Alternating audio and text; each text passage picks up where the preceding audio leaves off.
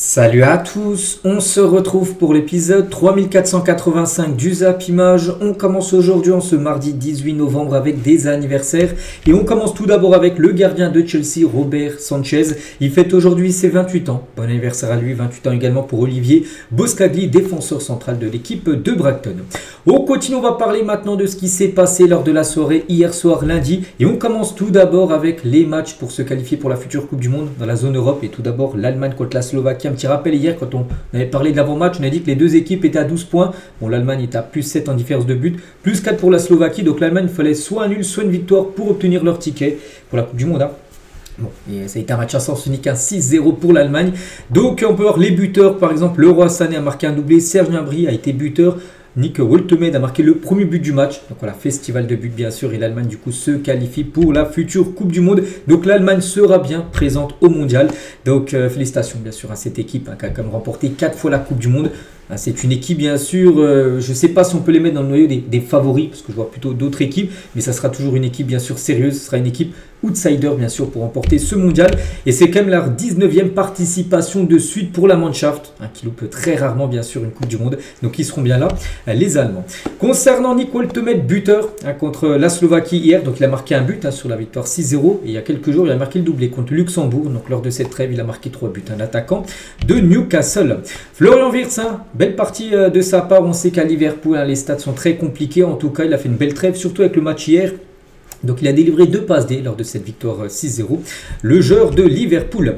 Et concernant la Slovaquie, du coup, qui a pris 6-0, du coup ils finissent deuxième bien sûr de cette poule. Et du coup ils passeront par les barrages, enfin ils essaieront bien sûr de se qualifier pour la Coupe du Monde en jouant 2 matchs hyper importants mars prochain bien sûr par rapport aux barrages.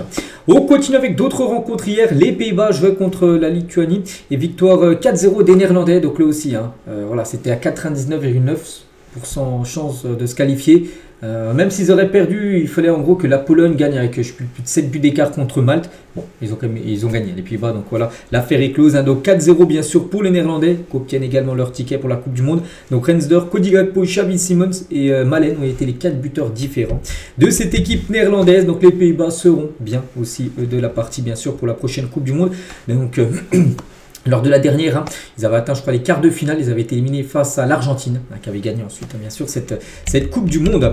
Et du coup, la Pologne, qui jouait contre Malte. Donc, la Pologne s'est imposée 3-2. Du coup, ils finissent deuxième. Et du coup, c'est officiel. La Pologne barragiste pour la Coupe du Monde 2026. Ils devront passer par les barrages de l'équipe de Robert Lewandowski. Et Lewandowski tient buteur contre Malte. Il a été buteur et passeur D. Après, dans le match, donc 3-2 sont imposés. Il a fait une passe D après dans le match. Donc, buteur et passe D. Donc, contre les Pays-Bas, il a délivré une passe décisive. Et le match d'avant, contre le Celta Vigo, le FC Barcelone a marqué un triplé. Ça se passe plutôt bien sûr pour l'attaquant Robert Lewandowski. Les autres résultats, la République tchèque s'est imposée 6-0 contre Gibraltar.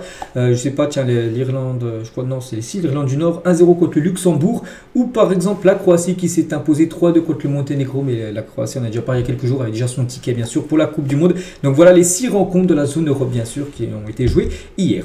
Et les derniers matchs voilà, de cette... pour se qualifier pour la future Coupe du Monde dans la zone Europe. Donc il y a beaucoup de matchs aujourd'hui avec des équipes aussi qui pourraient valider certainement leur ticket pour la Coupe du Monde. Donc la Belgique joue contre le Liechtenstein en cas de victoire des Belges, ce qui est fort possible, ils auront leur ticket pour la Coupe du Monde. Donc l'Espagne joue contre la Turquie. Donc l'Espagne bien sûr c'est une victoire qualifiée, si un nul qualifié, et même s'ils perdent 6-0 ils sont qualifiés. Il faut que la Turquie gagne 7-0 en Espagne pour repasser devant eux à 3 points d'écart. Le dernier match, n'oubliez pas que l'Espagne a gagné 6-0 match aller, donc là c'est par rapport à la confrontation directe, donc c'est à dire que les Turcs il faut qu'ils gagnent 7-0 en Espagne, c'est quasiment mission impossible. Donc l'Espagne aura certainement, c'est sûr, son ticket ce soir. Donc les autres matchs, le Danemark, je sais pas, je crois qu'ils sont bien placés aussi. Le Danemark se déplace en Écosse, je sais pas s'ils sont combien au classement. Voilà, la Suisse aussi pourra valider son ticket ce soir en cas de victoire au Kosovo. Voilà, tous les rencontres voilà, du jour, on en reparlera bien sûr des résultats bien évidemment demain. Concernant toujours cette Coupe du Monde, donc voici l'état des chapeaux de la Coupe du Monde à l'heure actuelle, parce que ça va encore beaucoup bouger, parce que bien sûr il y a des équipes qui vont se qualifier, d'autres nous. Donc pour l'instant on peut voir pot 1, pot 2, pot 3, pot 4. N'oubliez pas que la prochaine Coupe du Monde, il y aura 48 équipes, donc c'est simple. Il y aura donc dans le pot 1, donc ce sera une équipe du pot 1 qui affrontera une équipe du pot 2, pot 3 et pot 4, vous avez compris. Donc il y aura 12 équipes, donc voilà, en gros c'est les grosses nations bien sûr au classement FIFA. Donc déjà les 3 pays organisateurs bien sûr, le Mexique, les États-Unis, Canada dans le pot 1, Hein, ces équipes-là, tout le monde va vouloir les affronter dans les autres pots, hein, parce que c'est peut-être considéré les équipes les plus faibles. Et après, bien sûr, l'Espagne, l'Argentine, la France, et bien sûr, sera dans le pot 1. Le Portugal, la Belgique, s'il se qualifie tout à l'heure, aura également, bien sûr, sa place. Hein. Bon, regardez, hein, l'Espagne et la Belgique, on peut voir qu'il n'y a pas encore le truc validé. Ça devrait être ce soir, bien sûr, la validation de leur ticket. Donc, voilà, par exemple, le Maroc, les gars, dans le pot 2, ça se peut que la France, hein, par exemple, la France pour un énorme groupe, hein, France, Maroc. Là, dans le groupe 3, tu peux choper l'Équateur, qui est quand même un très gros morceau, les gars, l'Équateur. Et dans le pot 4, les gars, bon, c'est les plus petites nations, mais il y a quand même des équipes redoutables. Il n'y a pas le tirage au sort, c'est le 5 décembre prochain pour savoir les 12 poules, bien sûr, de cette Coupe du Monde, hein, avec 48 équipes. On continue, tiens, on va parler, nous, de l'équipe de France, hein. Parce que j'ai parlé qu'elles peuvent affronter le Maroc, elles peuvent potentiellement aussi affronter la Colombie qui a son ticket dans le pot 2.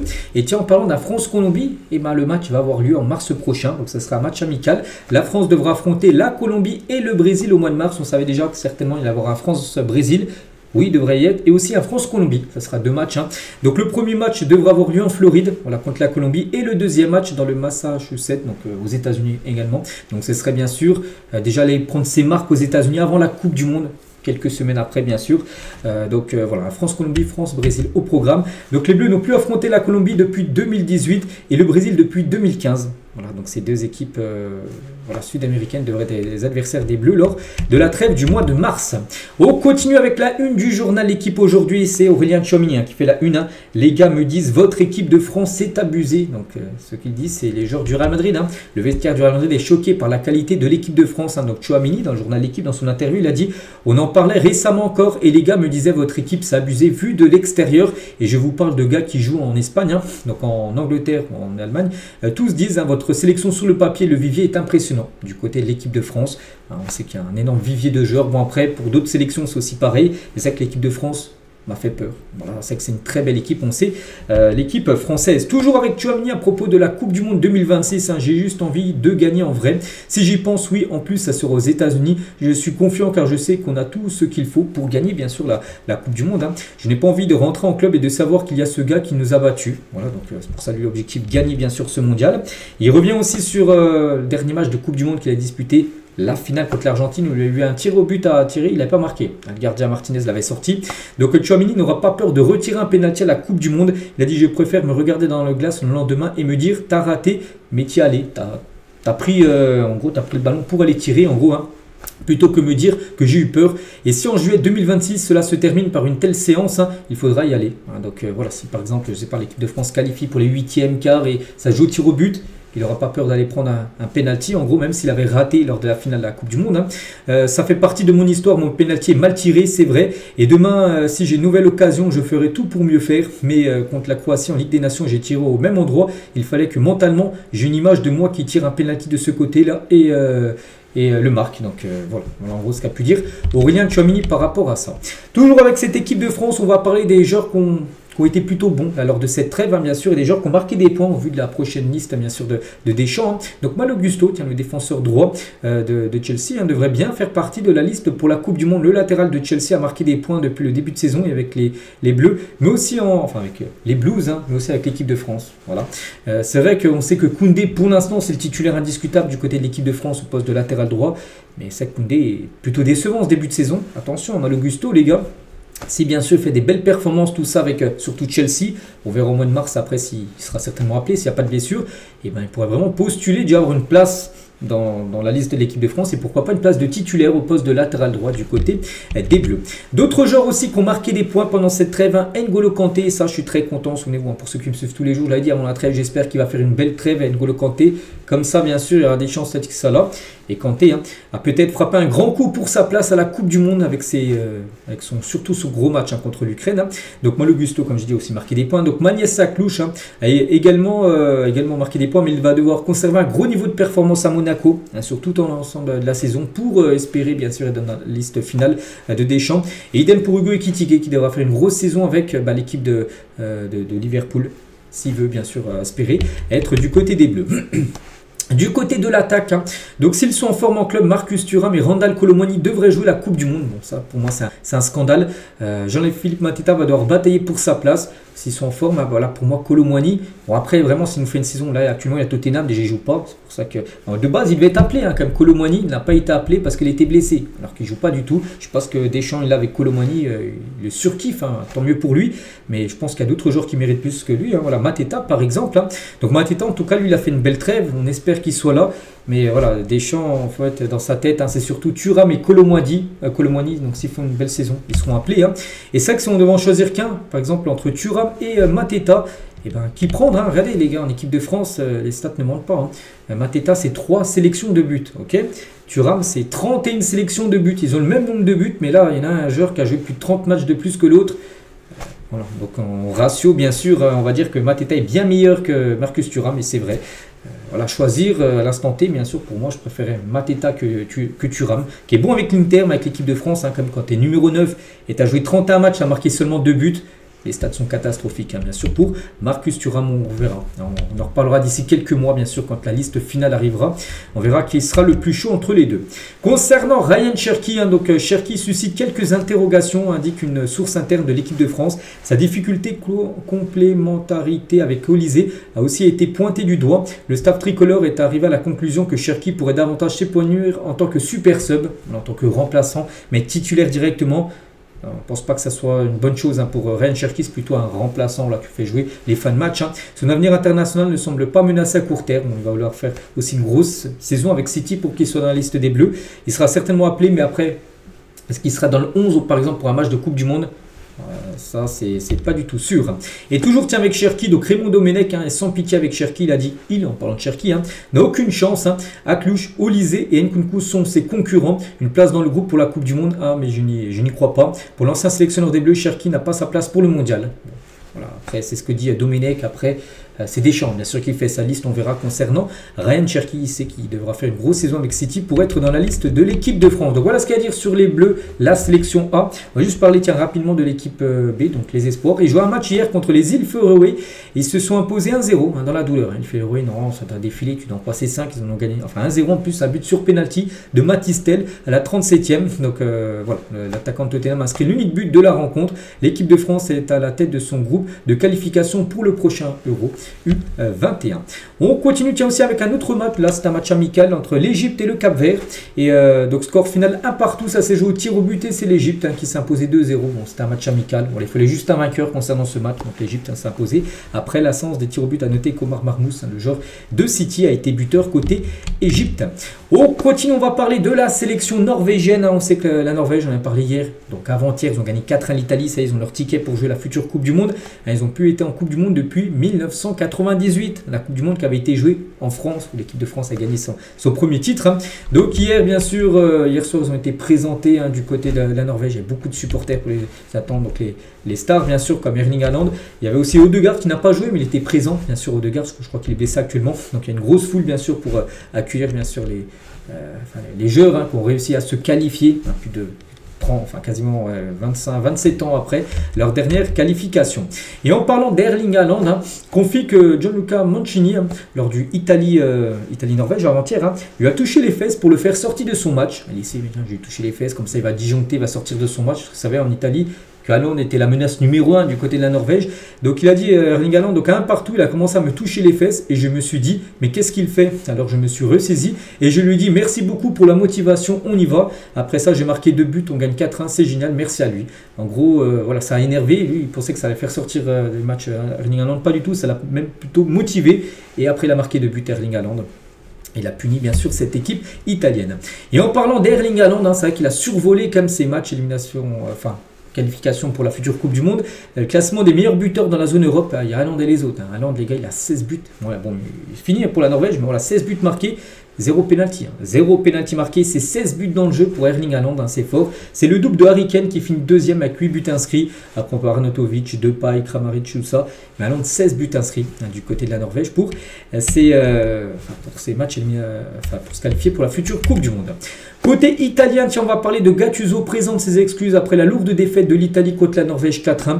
Donc nous nous excusons, perdre 4-1 à San Siro n'est jamais agréable, en plus c'est à domicile. Hein. Ils en ont pris 7 quand même sur les deux matchs, ils avaient perdu 3-0 à l'aller en Norvège, ils ont perdu 4-1 ensuite à San Siro. Donc dans ce match, hein, toutes nos faiblesses sont apparues, plus nous encaissons de buts, plus nous sommes en difficulté quand on commence à avoir peur et à ralentir le rythme. Hein. Des situations comme celle-ci se produisent, nous assumons nos responsabilités. Donc en mars, il nous faut 90 à 95 minutes comme celle de la première période. Le temps presse, hein, mais nous devons travailler sur nos points faibles. Donc c'est trop facile de parler des absents. Nous savions que la Norvège est une équipe à laquelle on ne peut pas se permettre de faire de cadeaux. Nous trouverons une solution, nous voulons gagner les barrages, aller au mondial. Parce que pour l'Italie, il n'y a pas le choix. C'est passer par les barrages. Donc les barrages au mois de mars prochain. Pour l'instant, on ne connaît pas encore l'adversaire. De l'Italie, ça sera sur 2 matchs. Voilà, les derniers barrages qu'ils avaient joués pour une Coupe du Monde, ça avait été en 2022, hein, bien sûr, avant le mondial. Ils avaient perdu contre la Suède. Donc on verra cette fois-ci s'ils passeront pas la sélection italienne. On va parler aussi de Dominik Szoboszlai, hein, donc le joueur capitaine bien sûr de la Hongrie, joueur de Liverpool. Hein. Alors on pleure les gars hein, par rapport à l'élimination à la Hongrie. Les gars, ils gagnaient 2-1 dans le match, ils ont perdu 3-2 face à l'Irlande et du coup, ils étaient potentiellement deuxième et du coup ils finissent troisième et du coup pas de barrage. Hein. Donc il a dit, hein, il s'exprime sur l'élimination de la course au mondial de la Hongrie dans les dernières secondes. Hein, ils ont perdu le but du 3-2. Il y aurait eu 2 partout, ça aurait eu eux qui auraient fini deuxième. Hein. Ils ont pris le but du 3-2 d'Irlande, hein, qui a marqué en toute fin de match. Et du coup, c'est l'Irlande qui passe devant l'Hongrie. Ça fait mal, hein. Ça fait mal parce qu'on le voulait vraiment, pas seulement pour nous, mais pour vous aussi. Hein. Pour vous qui êtes toujours à nos côtés, qui nous accompagnerez jusqu'au bout du monde en tant que capitaine de l'équipe, hein, bien sûr, de l'Hongrie. Je suis désolé de ne pas l'avoir fait cette fois. Très fier de tous les joueurs, staff et entraîneurs. Hein. J'aime être hongrois, mais quand la vie me teste, un jour, chaque détail sera mis en place. C'est pourquoi nous travaillons encore et encore. Nous devons, nous vous devons plutôt une Coupe du Monde. À vous et à nous, hein, le travail a recommencé. Je t'aime Hongrie. Voilà en gros ce qu'il a pu mettre, hein, bien sûr, par rapport à cet échec, hein, pour se qualifier pour la future Coupe du Monde. On continue avec une autre nation européenne, le Portugal, hein, qui a obtenu son ticket. Hein. C'était dimanche, une victoire 9-1 contre l'Arménie. Hein. Ça a été festival de buts. Et c'est que le Portugal, les gars, dans son histoire, a marqué 2 fois 9 buts dans un match. Voilà, ok. En 2023, 9-0 contre le Luxembourg. Donc avant-hier, là, dimanche, hein, 9-1 contre l'Arménie. Et à noter que les 2 fois ont été sans Cristiano Ronaldo. Est-ce que c'est un fait? Je ne sais pas, mais en tout cas, c'est réel. Voilà, quand Ronaldo n'est pas là, et ben, le Portugal a réalisé ses 2 meilleures performances de son histoire, enfin en termes de buts marqués. Donc voilà, c'est vrai que le Portugal peut le faire, bien sûr, sans CR7. Et moi, j'en suis sûr, hein, que le Portugal est meilleur sans Cristiano Ronaldo. Pourquoi pas, oui, le mettre dans l'effectif. Mais Ronaldo, pour moi, ne doit pas être titulaire du côté du Portugal. Il doit être plutôt remplaçant. Et tu le fais rentrer en fin de match. Voilà, tu le fais jouer 10-15 minutes à la fin de match, ok. Mais titulaire, je pense que c'est plutôt un fardeau, voilà, pour le Portugal. Il a 40 ans, je pense qu'il y a des joueurs bien meilleurs que Ronaldo actuellement. Du côté de la sélection, après c'est mon point de vue, hein, c'est Roberto Martinez, hein, bien sûr, qui fait ce qu'il veut du côté du Portugal. Et toujours, tiens, avec la sélection portugaise, voici à quoi devrait ressembler le nouveau maillot extérieur du Portugal. Ça doit être un maillot de couleur blanc-bleu. Notez que le maillot domicile, hein, bien sûr, sera de couleur rouge. On continue avec Joaquim Panichelli, l'attaquant de Strasbourg, hein, qui a joué ses premières minutes avec l'Argentine. Hein, c'était lors du match contre Angola il y a quelques jours. Hein. Il a pu jouer avec Léo Messi. Il a dit: j'ai grandi en le regardant jouer. J'ai grandi en le regardant jouer pendant si longtemps. Être ici, le voir en personne, non seulement lui, mais toutes les superstars présentes, c'est vraiment génial. Hein. D'être dans ce groupe, dans cet effectif bien sûr de l'Argentine. Je lui ai demandé une photo, c'était vraiment agréable de pouvoir partager ces moments avec lui. Hein, je ne suis pas sûr que Messi peut-être connaissait Panichelli avant le rassemblement, donc maintenant il le connaît vu que les deux ont pu jouer même ensemble le match contre l'Angola. Mais lui, pour Panichelli, bien sûr, c'est un rêve devenu réalité d'avoir joué avec l'Argentine, en plus avec l'Argentine de Léo Messi. On va parler cette fois-ci du Brésil, hein, qui a aussi son ticket bien sûr pour la Coupe du Monde. Hein, et Ancelotti, sélectionneur, hein, Neymar est dans la liste des joueurs qui peuvent aller au mondial. Voilà ce qu'il a pu dire Ancelotti en conférence de presse. N'oubliez pas que le Brésil joue tout à l'heure, les gars, ça sera en France en plus à Lille, hein, dans le stade de Pierre-Mauroy. Il y aura un Brésil-Tunisie ce soir, on en parlera demain bien sûr du résultat. Il a parlé de Neymar qui ne sera pas là. Neymar de toute façon il était forfait, enfin pour le Brésil, mais il a pu jouer avec Santos. Hein. Alors là, il y a quelques jours, hein, donc il aurait pu potentiellement jouer avec le Brésil s'il a pu jouer avec son club. Mais en tout cas, les propos forts d'Ancelotti sur Neymar et le mondial. Il s'est remis de sa blessure à maintenant 6 mois pour retrouver sa pleine forme, bien sûr pour la Coupe du Monde. Neymar est dans la liste des joueurs pouvant aller au mondial. Bien sûr, s'il n'y a pas de pépin physique, il sera là. Sinon, ça sera certainement une Coupe du Monde sans Neymar. Hein. Une fois le championnat au Brésil terminé, il prendra des vacances et pourra ensuite montrer sa qualité, sa condition physique lorsque la compétition reprendra. Voilà ce qu'il a pu dire en conférence de presse hier, Ancelotti, sur Neymar. Et toujours, tiens, du côté du Brésil, on va parler d'un joueur, lui, qui aimerait être là pour la Coupe du Monde. C'est Roberto Firmino, hein, qui joue maintenant, je crois, en Arabie Saoudite. Hein, donc, rêve toujours d'un retour à la Seleção. Donc, malheureusement, je n'ai pas encore parlé avec Carlo Ancelotti, mais j'aimerais faire mon retour au Brésil, bien sûr. Hein. Je n'ai jamais abandonné le rêve de revenir en sélection.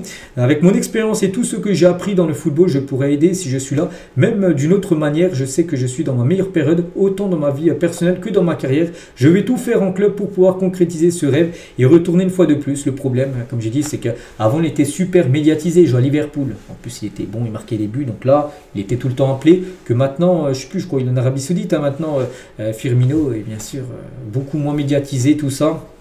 Donc voilà, c'est pour ça qu'Ancelotti regarde plutôt d'autres joueurs plutôt que Roberto Firmino. Après, c'est pas que pour lui, mais ça semble compliqué de le revoir du côté de la sélection brésilienne.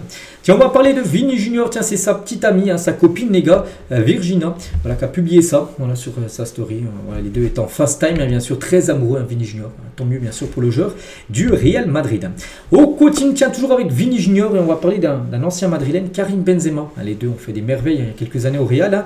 Et Benzema, tiens, il était en interview dans le journal AS, on va revenir sur quelques déclarations de sa part. Et Benzema dévoile ce que Vini doit faire pour gagner le Ballon d'Or. Donc il est encore capable de le remporter. C'est vrai que l'année dernière, il avait failli le remporter, mais c'était plutôt Rodri qui a fini premier, lui deuxième. Il a dit c'est difficile, mais il peut le faire. Remporter bien sûr le Ballon d'Or le jour où il comprendra qu'il est sur le terrain uniquement pour jouer, qu'il laissera tout le reste de côté, hein, s'embrouiller avec les supporters adverses, les arbitres, tout ça.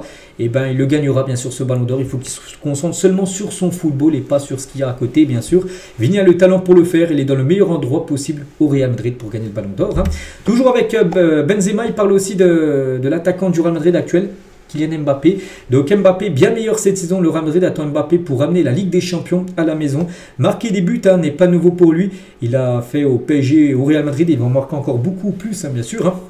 Il a dit ce qu'on attend de Kylian, c'est que lorsqu'il aura l'occasion, il marquera. C'est la philosophie du Real Madrid. Le Real Madrid a grand besoin de lui. Il y a des matchs où il doit absolument marquer, comme contre l'Atlético Madrid, Liverpool, les matchs où vraiment où il a attendu bien sûr Mbappé. C'est vrai qu'Mbappé marque beaucoup de buts en Liga, hein, contre le Real Oviedo, contre Retafe, voilà ces équipes on va dire de seconde zone, mais les grands matchs bien sûr, les Atlético Madrid, les Liverpool, les Barça, c'est là vraiment on attend Kylian Mbappé. C'est pour ça qu'il a été recruté au Real Madrid bien sûr. Ce sont des équipes, hein, qui jouent en défense. Il doit se montrer décisif, créer du danger en gros. Hein. Il doit aussi trouver de nouvelles combinaisons avec Vini Junior.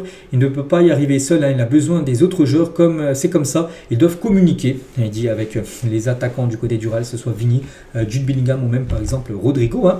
Toujours avec Benzema, un retour possible au Real Madrid. Lui, s'il peut retourner au Real, il a dit, hein, si Florentino Pérez est toujours là, c'est envisageable. Bon, après, je ne sais pas en tant que joueur, je ne pense pas que ça soit une option pour le Real Madrid de faire revenir Karim Benzema. Peut-être après dans un autre rôle, peut-être dans le futur, pourquoi pas. Il a dit, je suis un Madridista, donc un supporter du Real. Je le sens dans mon âme, Madrid est toujours ma ville. On verra ce qui se passera dans le futur. Hein. Toujours avec Benzema, s'il ne ferme pas la porte, un retour en bleu sous Zidane, parce qu'on sait que Zidane va prendre certainement l'équipe de France l'année prochaine. Et lui, voilà, si Zidane vient l'appeler, les gars, il serait plutôt content. Hein. Si je pourrais revenir avec Zidane, hein, donc la sélection est un peu loin, mais on ne sait jamais. Voilà. Donc je me concentre sur ce que j'ai maintenant. Donc je pense qu'il a, en parlant de Zidane, a tout pour être là. Il l'a prouvé bien sûr au Real Madrid. Maintenant, il y a un autre entraîneur, mais je pense que Zizou est le numéro 1. Voilà, ce qu'il a pu dire KB9. Hein. Il parle aussi d'Ousmane Dembélé, Ballon d'Or comme lui. Hein. Donc son parcours à Paris est exceptionnel. Il a remporté le Ballon d'Or à Paris grâce à ses nombreux buts marqués dans des moments décisifs. Hein. Il le méritait amplement, bien sûr, son Ballon d'Or. C'est quelqu'un de bien phénomène, un grand joueur. Voilà le beau message, hein, de Benzema sur Ousmane Dembélé. Et Benzema évoque aussi la fin de sa carrière. Il a dit, hein, je pense que je peux encore jouer 2 ans au football. Actuellement, je crois qu'il a 38 ans, Karim Benzema. Oui, la génération 87. Donc voilà, encore 2 ans, il ira peut-être jusqu'à 40 ans et après, il dira stop. N'oubliez pas qu'il est en fin de contrat le 30 juin prochain. 30 juin 2026, fin de contrat avec Al Ittihad. Est-ce qu'il restera en Arabie Saoudite? Est-ce qu'il reviendra peut-être en Europe? On ne sait pas. Pour l'instant, il ne sait pas ce qu'il fera bien sûr dans le futur. Hein. Et pour finir, tiens, avec KB9, hein, donc on a besoin de se montrer, on n'a pas besoin de se montrer devant les caméras. Il est revenu aussi sur sa relation avec Cristiano Ronaldo. Ils s'affrontent souvent en Arabie Saoudite les deux. Hein. Donc une relation froide avec CR7. Benzema nie complètement cela. On a discuté dans les vestiaires, on s'est pris dans les bras, on a parlé. Et puis sur le terrain, on ne va pas recommencer tout cela. Ils m'ont pas Il faut ça, il y a des accolades, on va dire, dans le vestiaire où il n'y a pas de caméra. Ils ne vont pas se faire une accolade en plein milieu de la pelouse alors qu'ils l'ont fait il y a 5 minutes avant dans le vestiaire. Hein, voilà. Donc il y a beaucoup de respect entre nous, tout va bien. On a tous les deux appris l'un de l'autre. Hein. Nous ne sommes pas obligés de se montrer et faire des choses devant les caméras. On se respecte beaucoup. Mais sur le terrain, chacun se concentre sur son propre jeu, essaie de faire gagner sa propre équipe. Donc voilà ce qu'il a pu dire avec Cristiano Ronaldo. Il n'y a pas de... Voilà, ils sont toujours amis, bien sûr, Karim Benzema et Cristiano Ronaldo. Voilà ce qu'il y a à dire hein, sur quelques déclarations de Karim Benzema qu'il a pu faire au journal espagnol. Ah, ça. On continue, tiens, toujours en Espagne, on va parler tiens, de l'ancien club de Karim Benzema, le Real Madrid. Il y a noté qu'Aurélien Tchouaméni et Antonio Rudiger, sur le retour, les deux, hein, qui étaient blessés. Tchouaméni n'a pas joué avec la France parce qu'il était forfait. Et Rudiger, lui, est forfait depuis quasiment 2 mois. Ils sont proches. Hein, c'était un entraînement hier. La reprise de l'entraînement du Real, c'était hier après-midi. Hein, depuis jeudi dernier, ils n'avaient pas d'entraînement. Donc les deux Madrilènes ont repris l'entraînement pour préparer le déplacement Elche dimanche. Et concernant Huijsen, hein, donc Huijsen lui il est blessé mais rien de grave. Hein. Il a loupé, enfin il loupera sur le match de l'Espagne. Il a loupé également le match avant là, avec l'Espagne contre la Géorgie. Donc il devrait être disponible contre Elche comme ce dimanche. Hein. Huijsen, donc Camavinga Mbappé devrait aussi être apte cette semaine, qui avait été forfait, hein, Camavinga Mbappé lors du match contre l'équipe de l'Azerbaïdjan. Tiens, en parlant de Mbappé, grosse info hein, concernant Kylian Mbappé, on a pris ça hier, hein, que Kylian Mbappé réclame plus de 240 millions d'euros au PSG concernant le litige qu'il oppose au club parisien. Vous savez que depuis de nombreux mois, le PSG demande une somme d'argent à Paris, donc ça traîne, ça prend du temps. Et hier il y a une, je sais pas, peut-être c'était au tribunal, j'en sais rien. Voilà, Mbappé demande 240 millions d'euros et dans le sens inverse, le PSG lui en réclame 180 millions d'euros pour avoir menti en premier temps qu'il ne partirait pas libre de tout contrat. Les 180 millions d'euros, en gros, c'est quoi cette somme? C'est la somme que le PSG avait investi à Monaco pour le faire venir. Et Mbappé, il avait dit, oui, je partirai jamais libre, tout ça. Puis il était parti libre.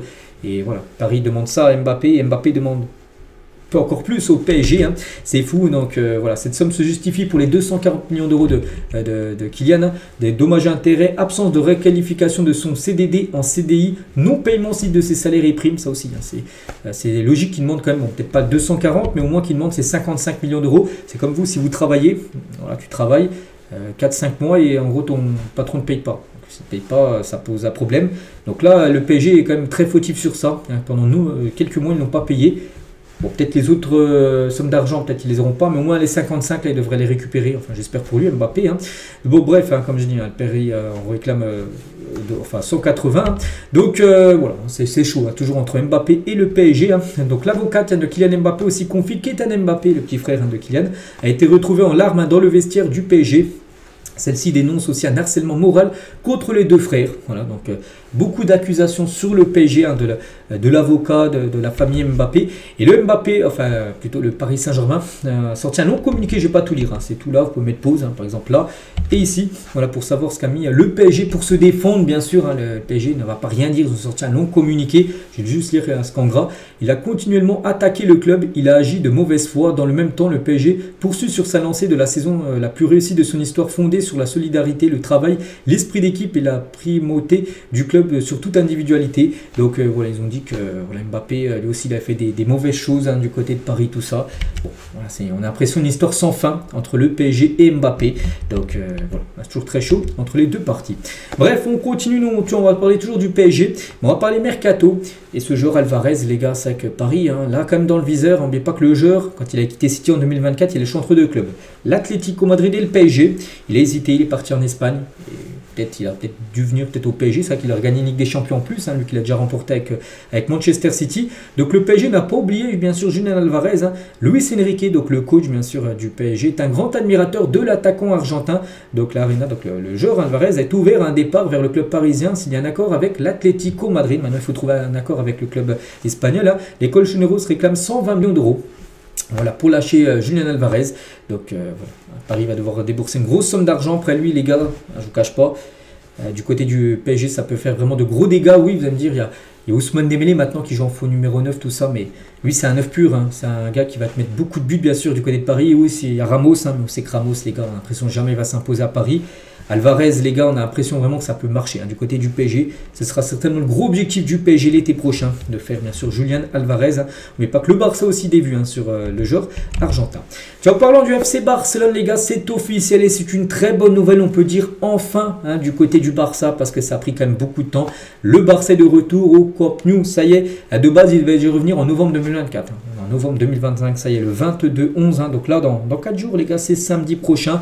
Donc à 16h15, un coup d'envoi contre Bilbao, l'équipe de Nico Williams. Et ben, le Barça jouera à domicile contre l'Athletic Club de Bilbao. Il y aura 45 000 supporters. Déjà, la semaine dernière, enfin il y a 2 semaines, là, il y avait eu un entraînement qui avait été ouvert au public avec 23 000 supporters. Donc là, il y en aura 45 000 pour un match de Liga. Depuis, ça fait combien de temps? Depuis 2 ans et demi, ils n'ont pas joué au Camp Nou. Hein. La dernière fois qu'ils avaient joué au Camp Nou, hein, Ansu Fati avait planté un doublé, il joue encore. Hein. Bon, maintenant il est à Monaco, mais il jouait, voilà, il avait du temps de jeu. Hein. Donc Dembélé, qui était là-bas, avait délivré une passe D lors du dernier match du Barça au Camp Nou. Gavi avait été buteur et passeur D. Et Jordi Alba et Busquets avaient fait leur adieu sous une immense ovation parce que c'était le dernier match au Camp Nou avant que le Barça parte, hein, bien sûr. Voilà, ailleurs jouer à Montjuic, hein, parce que le Barça allait rénover bien sûr son stade. Donc 2 ans et demi après, le stade n'est pas fini à 100%, bien sûr. Hein. Quand il sera fini à 100%, la capacité dépassera les 105 000 places. Il sera fini après l'été 2027. Il y a encore pratiquement 2 ans de travaux. Mais en tout cas, le premier et le deuxième étage, hein, on peut voir là où les sièges sont mis, et ben ça sera ouvert tout simplement. Donc voilà, hein, concernant cette rencontre, bien sûr où il y aura beaucoup de supporters, bien sûr, hein, le match sera guichet fermé, il y aura 45 000 places, les 45 000 seront vendus et surtout le prix des places, les gars, c'est très cher pour le retour du club. Tout le monde va être là, hein, tout le monde va être là pour le retour au Camp Nou. 199 €, le prix le moins cher, hein, bien sûr, regardez, hein, on peut voir voilà le prix, 199, après ça monte à 200, 300, 400, 500, 1000 €, bon après là c'est les zones VIP de la loge présidentielle, 1000 € le match, hein, seulement, hein. Donc en tout cas le moins cher c'est 200 € qu'il faudra débourser pour suivre cette rencontre, hein, bien sûr, voilà, de Liga. À noter les gars que le Barça, voilà, donc là c'est la Liga, mais pour la Ligue des Champions, il faudra faire une demande à l'UEFA. Si l'UEFA refuse, hein, le Barça continuera à jouer ses matchs de Ligue des Champions Stade Montjuic. Pour l'instant, on ne sait pas. Le Barça jouera son prochain match de Champions League. Et concernant, tiens, un joueur qui fera son grand retour, Lamine Yamal, il avait joué pas beaucoup de matchs, hein, peut-être 1 ou 2, hein, du côté du Camp Nou avant que, bien sûr, le stade parte en travaux. Et voilà, à l'époque, hein, Lamine est encore plus jeune, même s'il est toujours jeune. Donc là, il a 18 ans, mais avant, il avait 15 ans et demi, bien sûr. Il a 2 ans et demi plus jeune. Hein. Et Lamine Yamal, hein, au charbon pendant la trêve, en tout cas, on sait que Lamine Yamal, il était forfait avec l'Espagne. En tout cas, il a publié une story Instagram en mode musculation. Il est prêt, bien sûr, et il sera là. Hein, samedi, c'est ça qu'il a loupé les 2 matchs de l'Espagne. Un soir, il ne jouera pas. Il n'a pas joué non plus contre la Géorgie. Mais en tout cas, samedi, les gars, il sera bien présent et certainement titulaire, hein, pour le match contre Bilbao lors de cette rencontre. On va parler de Pedri, donc lui il sera pas là ce week-end, il pourrait peut-être faire son retour soit contre Chelsea, le match tiens, la semaine prochaine, mardi prochain, une semaine, ou soit le match d'après contre Alaves. Hein. Et à noter que Pedri, il y a quelques jours, il a dit qu'il avait dit une interview, oui, je suis en couple, hein, je suis heureux dans ma vie. Et ben, les médias espagnols ont trouvé la copine, hein, de Pedri, c'est Alejandra Dorta, voilà. Donc c'est cette fille-là, donc tant mieux bien sûr, hein, pour le jeune couple. On continue avec Benjamin Sesko, forfait pour un mois, donc le joueur slovène, hein, de l'équipe de Manchester United, blessure au genou, hein, pour ce joueur. Du coup, qui va manquer quand même pas mal de matchs. Un mois, c'est tu loupes Everton, Palace, West Ham, Wolverhampton, Bournemouth. Donc voilà, ce sera ces 5 matchs-là qui va louper l'attaquant Benjamin Sesko.